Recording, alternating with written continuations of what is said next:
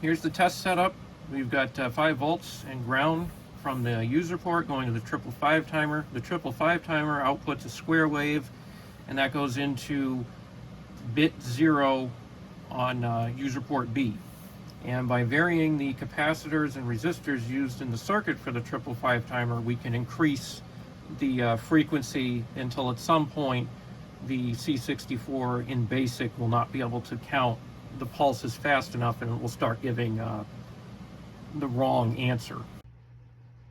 And here we have 3.4, 3.5 hertz, something like that, between 3 and 4.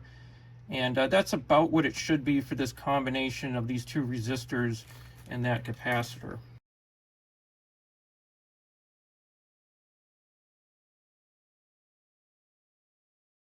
Here's a quick overview of the program to read and calculate the frequency from the user port.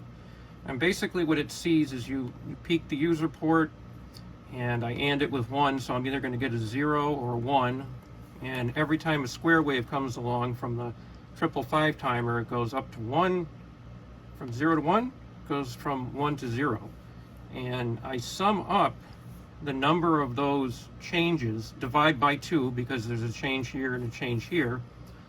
And then that goes on for so many seconds. There's a get statement in here to hit the space bar to make it stop, so I can make it stop when I want to.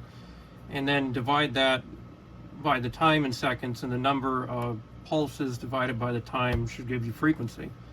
And the time is read by using TI, which gives out some number that's 60ths of a second. When the machine starts, it's like 0, and then it just goes up to, some large number.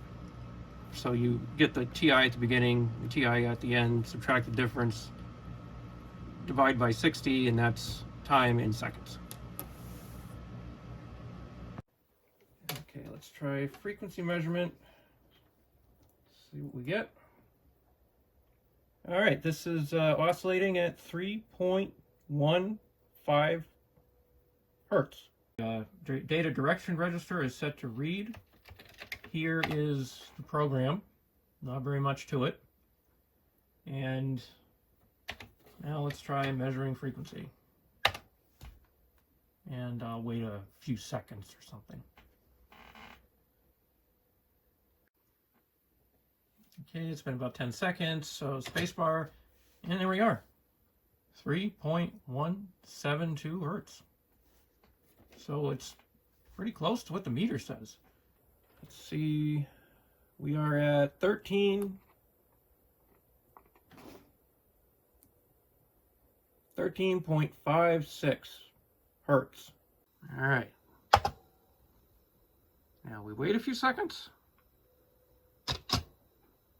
Yep, 13.53.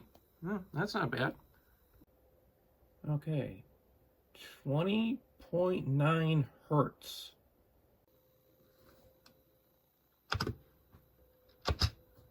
And we only have 19, just about exactly 19 hertz. So we're starting to run into some sort of issue. All right, we know we shouldn't be able to do 62.6 hertz, but let's see what sort of answer the computer program gives us. And we get an error of 12.13 hertz. I mean, where the answer's way off.